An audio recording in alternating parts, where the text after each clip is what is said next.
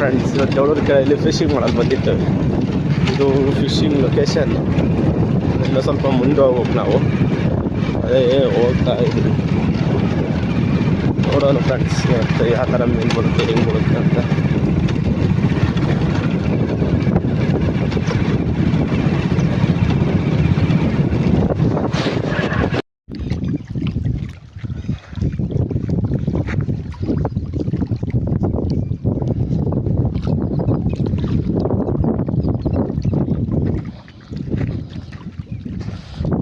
ಹಾಕಾಯ್ತು friends. ಇದರಲ್ಲಿ ಯಾವುದು first ಆಯಿತು ಅಂತ ನೋಡ್ಬೇಕು ಫ್ರೆಂಡ್ಸ್.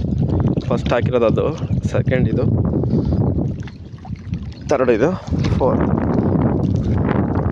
ಹಾಯ್ ಫ್ರೆಂಡ್ಸ್, ಯಾವುದು ಫಸ್ಟ್ ಆಯ್ತು ಅಂತ ನೋಡ್ಬೇಕು.